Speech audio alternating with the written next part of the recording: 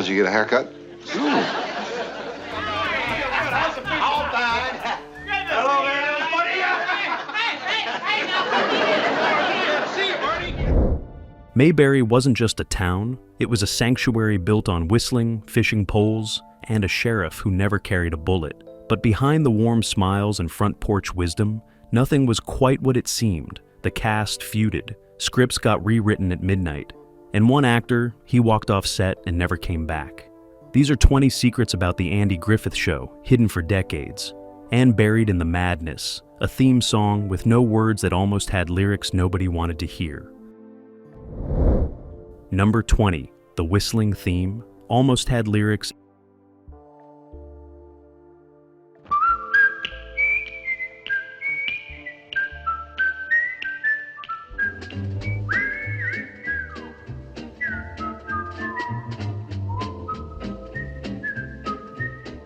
Everyone knows the tune, that cheerful whistle that opens every episode, instantly transporting viewers to a simpler time. But what most fans never knew was that The Fishin' Hole was originally written with full lyrics. Composer Earl Hagen and lyricist Everett Sloan penned verses about going fishing, leaving troubles behind, finding peace by the water. Andy Griffith heard them once and immediately said no.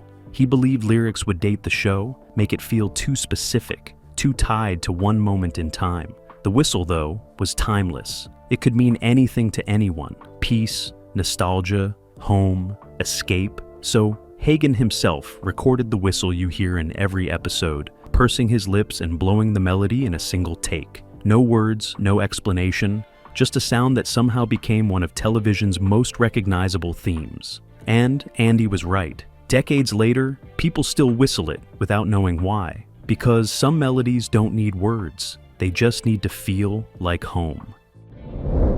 Number 19. Don Knotts was terrified of being typecast.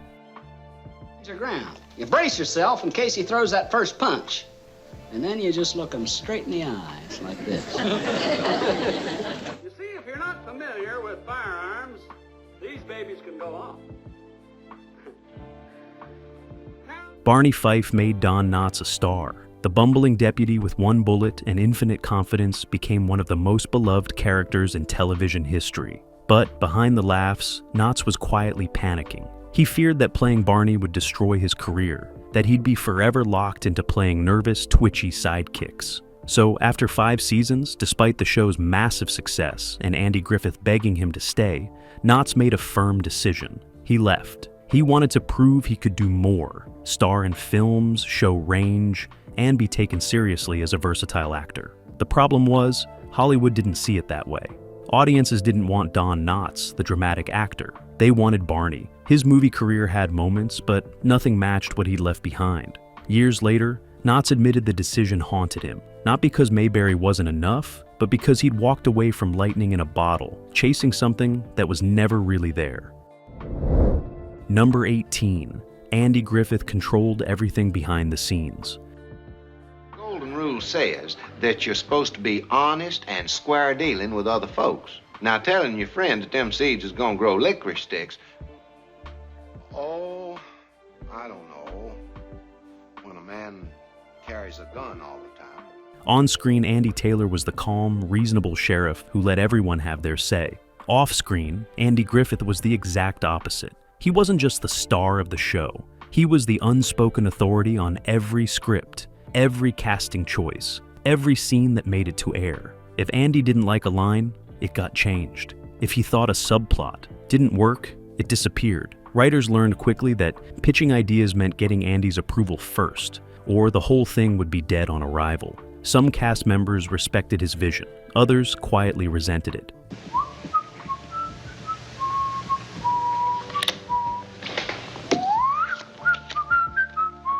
But nobody challenged him because the show worked. The ratings were massive, the chemistry was perfect, and Mayberry felt real. Griffith wasn't a tyrant. He was a perfectionist who knew exactly what his show needed to be. And in his mind, if he didn't protect it, nobody would. So he controlled every frame, every joke, every moment of warmth. Not because he was power hungry, but because he believed in the world they were building, and he refused to let anyone mess it up. Number 17. Frances Bouvier hated playing Aunt B.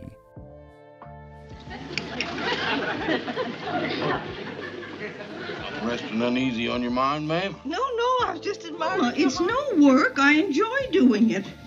But I'll be glad to help. That's what I'm here for. Let me bust these eggs for you. I can do that. She became America's favorite aunt. Warm, nurturing, always ready with a home-cooked meal and a gentle word. But Frances Bouvier despised the role. She was a classically trained stage actress who'd spent years in serious theater, and playing a small-town busybody felt like a step backward. She showed up to set, delivered her lines perfectly, then retreated to her dressing room, barely speaking to anyone. Cast members tried to connect with her, but she kept her distance. Cold, professional, detached. Andy Griffith later said she was one of the loneliest people he'd ever known. After the show ended, Bouvier moved to a small town in North Carolina, bought a house, and lived as a recluse. She rarely gave interviews, and when she did, she made it clear Aunt B wasn't who she was. The role brought her fame, financial security, and an Emmy, but it also trapped her in an image she never wanted, and for the rest of her life, she couldn't escape it. Number 16. The town of Mayberry didn't exist.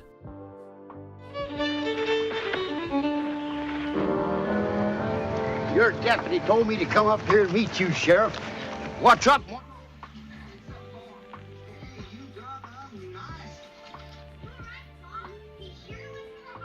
Millions of viewers believed Mayberry was a real place. Letters poured in asking for directions, wanting to visit, hoping to move there. But it was all smoke and mirrors. Mayberry wasn't based on one town. It was a composite, a fantasy stitched together from Andy Griffith's childhood memories of Mount Airy, North Carolina, and the idealized small-town America that existed more in imagination than reality.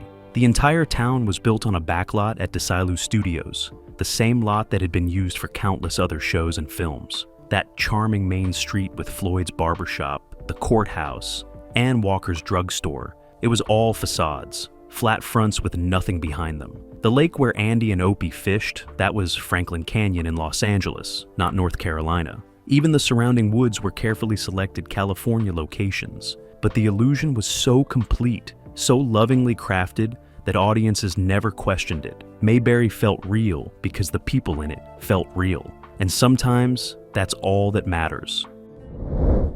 Number 15. Ron Howard was paid almost nothing. What you talking about, Paul? I'm talking about the underprivileged children's drive. Oh, they collected for that at school, Paul. Oh, I know they did. Oh.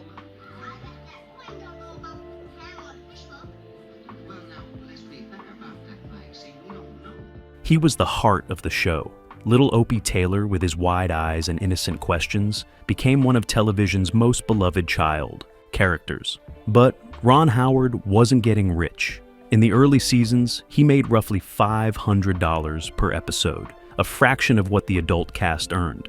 His parents, Rance and Jean Howard, watched every penny, saving most of it for Ron's future. They knew child stardom was fleeting and wanted to make sure he had something left when it ended. But even as the show became a massive hit, Ron's salary barely increased. Andy Griffith fought for him, pushing producers to pay the kid more, but the studio resisted. They knew Ron's parents wouldn't pull him from the show, so they had no incentive to raise his rate. Ron didn't care about the money. He loved acting, loved being on set, and loved working with Andy. But years later, when he became a director and producer, he made sure child actors on his projects were paid fairly, because he never forgot what it felt like to be undervalued. Number 14. Barney's gun was supposed to be loaded. You see, if you're not familiar with firearms, these babies can go off. Now, Well, Mr. Caldwell, I'll just take Barney's gun. In the original concept for the show, Barney Fife was going to be a competent deputy, armed, capable, and reliable. But during rehearsals, Don Knotts started playing with the character, making him nervous, overeager, accident-prone. And in one improvised moment, he pulled out his gun, fumbled with it, and nearly dropped it. The writers saw it and immediately rewrote the character. They gave Barney one bullet, made him keep it in his shirt pocket, and turned his incompetence into comedy gold. That single creative decision changed everything. Barney wasn't a sidekick anymore. He was a lovable disaster, a man whose confidence far exceeded his abilities. And that one bullet became one of the most iconic running gags in television history. It wasn't planned, it wasn't scripted. It was just Don Knotts being brilliant and everyone else being smart enough to follow his lead. Because sometimes the best ideas come from accidents. Number 13. Andy and Barney's friendship was real.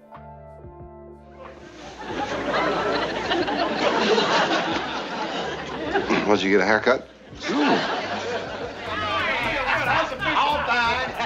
Hello there, everybody. See you, Barney. On screen, Andy and Barney were best friends, brothers in everything but blood. And off screen, it was exactly the same. Andy Griffith and Don Knotts had known each other since the early 50s, long before Mayberry existed. They'd worked together on Broadway, shared apartments, struggled through auditions, and celebrated small victories. When Andy got his own show, the first person he wanted was Don. Not because he was famous, but because he trusted him completely. Their chemistry wasn't acting. It was a friendship captured on film. They knew each other's rhythms, could finish each other's sentences, could make each other laugh without even trying. And when Don left the show after 5 seasons, Andy was devastated. Not as a producer losing his star, but as a friend losing his partner. They stayed close for the rest of their lives, talking regularly, supporting each other through marriages, divorces, career highs, and lows. Because Mayberry was fiction, but their bond, that was real. Number 12. The show had no canned laughter. Hi, Pa. Oh, hi, son. Can I leave my school books here? I'm going over to Jerry Parker's house, and I'll be skating back. Let me tell you something here. You know that you've been taught the golden rule, do unto others. Most sitcoms in the 60s were shot in front of live studio audiences or had laugh tracks added in post-production. The Andy Griffith Show had neither. Andy Griffith insisted the show be filmed without an audience and without canned laughter. He believed the humor should speak for itself, that adding fake laughs would cheapen the emotion and ruin the quiet moments. The network pushed back hard. They said audiences wouldn't know when to laugh, that the show would feel flat, that it would fail. But Griffith refused to budge. And when the show became a hit, it proved something important. People didn't need to be told what was funny. They could feel it. The silence between jokes gave scenes room to breathe, let emotions land, made Mayberry feel like a real place instead of a studio set. It was a risky choice that became one of the show's greatest strengths, because sometimes the best comedy doesn't need a laugh track. It just needs to be honest. Number 11.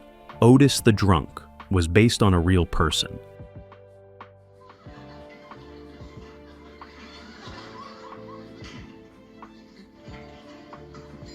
Get over there. Oh, come on, turn in.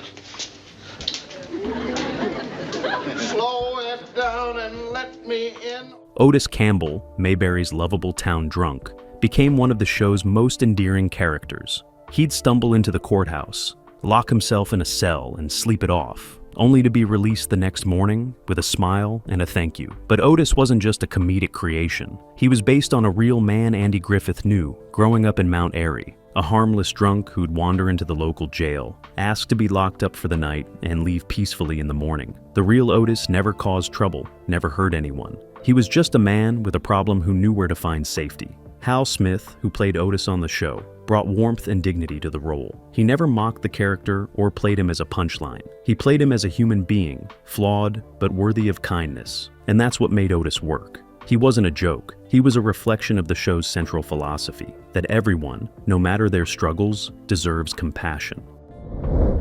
Number 10. The show was almost canceled after season 1.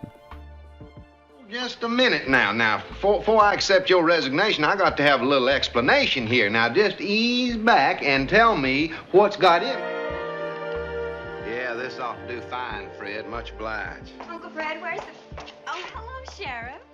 It's hard to imagine now, but the Andy Griffith Show almost died before it had a chance to become legendary. The first season struggled in the ratings, finishing outside the top 20 shows. Network executives were nervous, sponsors were pulling back, and there was serious talk of cancellation. The problem wasn't quality, it was competition. The show aired against tough rivals, and viewers hadn't quite figured out what Mayberry was yet. The early episodes were darker, more satirical, less warm. Andy Taylor was sharper, sometimes even mean. Aunt Bee wasn't part of the show yet, and the town felt incomplete. But then something shifted. The writers softened Andy's character, brought in Frances Bavier as Aunt Bee, and leaned into the gentle humor that would define the series. Don Knotts' Barney Fife started getting more screen time, and suddenly the chemistry clicked. By season 2, the ratings exploded. The show climbed into the top 10, and stayed there for years, eventually finishing its run as the #1 show in America. But if the network had pulled the plug after that shaky first season, none of it would have happened. Mayberry would have been a footnote, a forgotten experiment. Instead, it became a phenomenon because sometimes greatness needs time to find itself. Number 9. Thelma Lou was never supposed to be a regular. Whether you sweet-talk me or not, Barney, it's you I want. Well, sorry, I really can't say yes or no. Well, I know how much it means to you. Barney Fife's girlfriend, Thelma Lou, became one of the show's most beloved supporting characters. Sweet, patient, enduring Barney's antics with grace and humor. But she was never meant to stick around. Actress Betty Lynn was brought in for a single episode, a throwaway character to give Barney a romantic subplot. No backstory, no long-term plans, just a one-time appearance. But the chemistry between her and Don Knotts was instant and undeniable. The audience loved her. Letters poured in asking when she'd return. So, the writers brought her back for another episode, then another. And before long, she was a series regular without ever getting a contract or a pay raise to match. Betty Lynn worked for less money than almost anyone else on the show, appearing in dozens of episodes over 5 seasons. She never complained, never demanded more, just showed up and did the work because she loved it. Years later, she moved to Mount Airy, North Carolina, the real-life inspiration for Mayberry, and lived there until her death in 2021. She became part of the town's history, forever connected to a character she played for a few minutes that somehow lasted a lifetime. Number 8. Andy Griffith and Don Knotts wrote secret scenes together.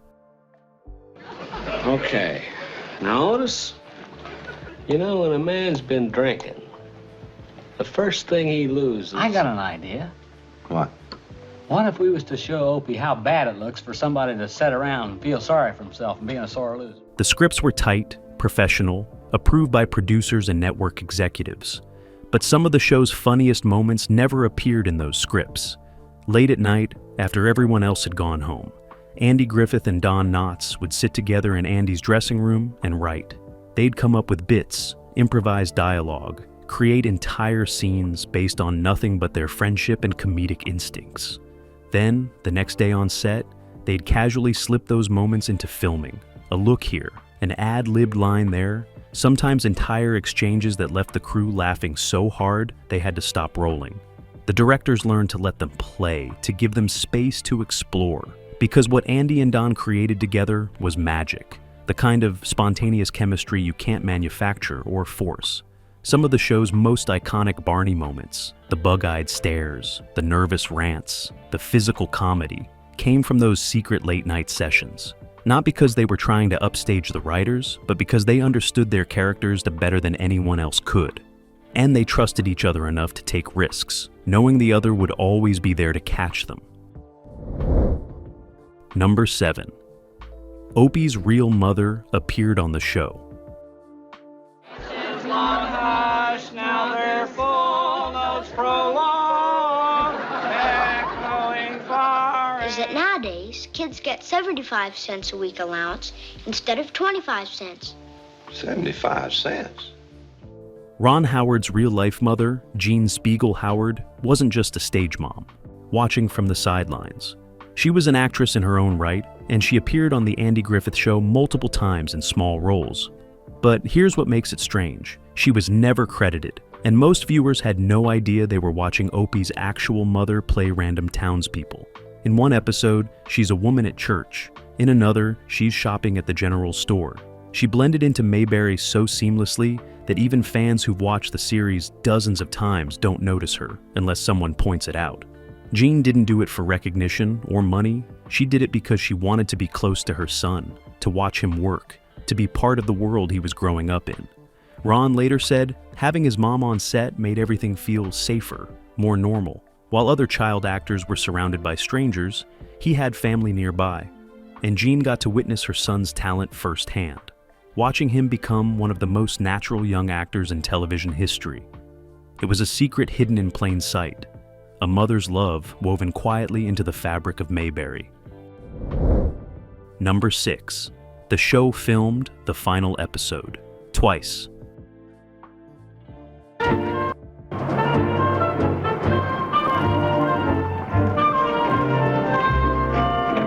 I know he had And four. he's just a baby. Well, sure, he's just a baby. I'm just as good as him, aren't I? Well, of course you're just as Looks good. like he did better than I did. When the Andy Griffith Show ended after 8 seasons, the cast and crew gathered for one final episode.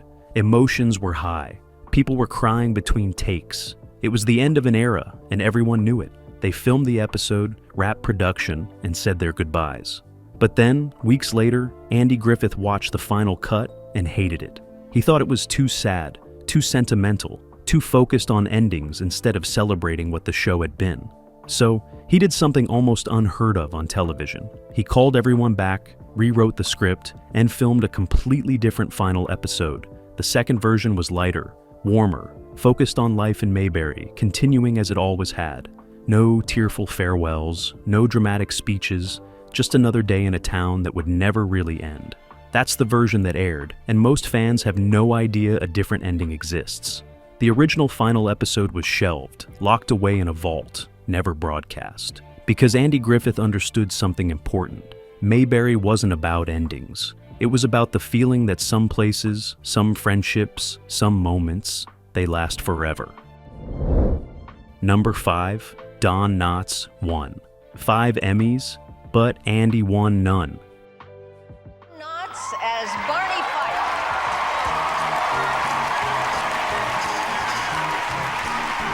He became, I guess people at that time didn't think it could happen. It can happen.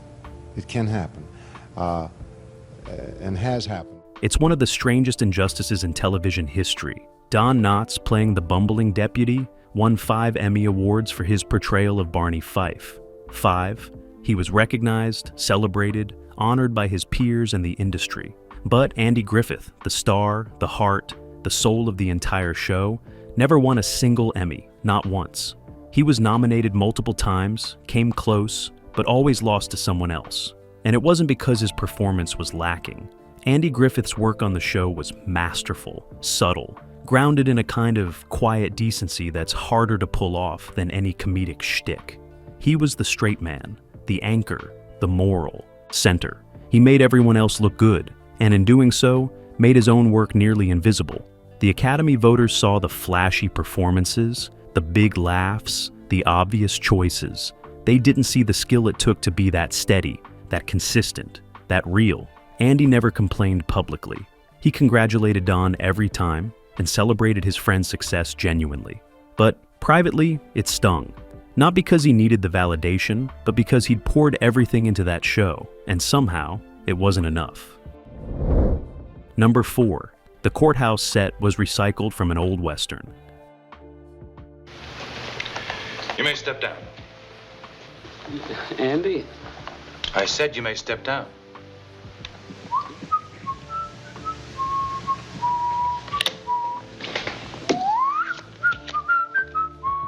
That iconic Mayberry courthouse where Andy dispensed wisdom and Barney caused chaos wasn't built for the Andy Griffith Show.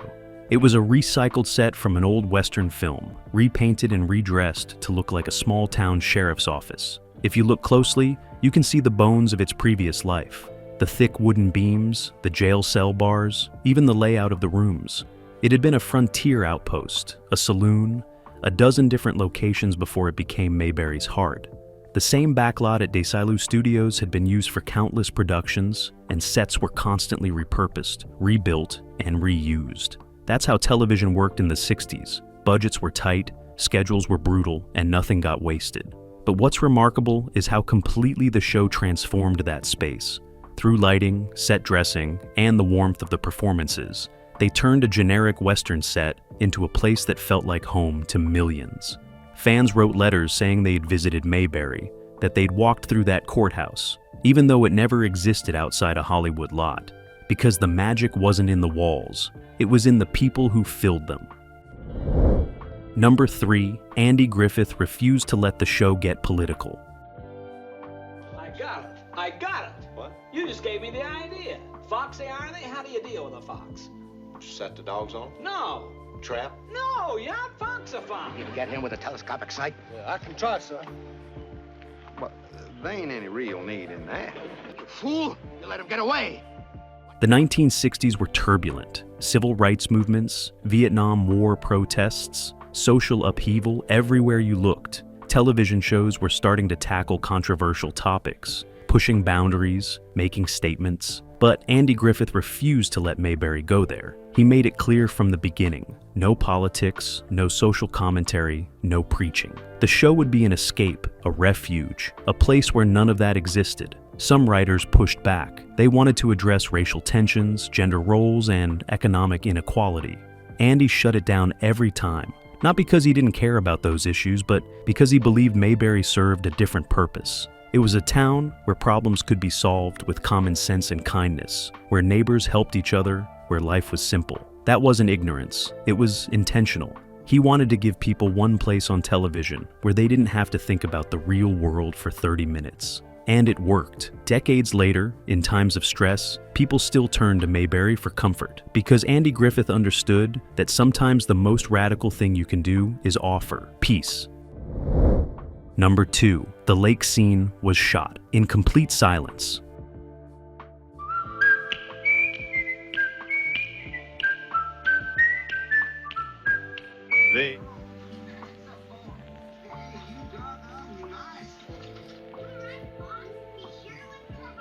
The opening credits, Andy and Opie walking to the fishing hole, became the show's most iconic image. Two figures, a father and son, poles over their shoulders, heading toward the water. Simple, perfect, timeless. But what most people don't know is that the scene was filmed in complete silence. No dialogue, no direction, just Andy Griffith and Ron Howard walking together while cameras rolled from a distance. They did it dozens of times, trying different angles, different paces, different paths through the trees. And between takes, they talked.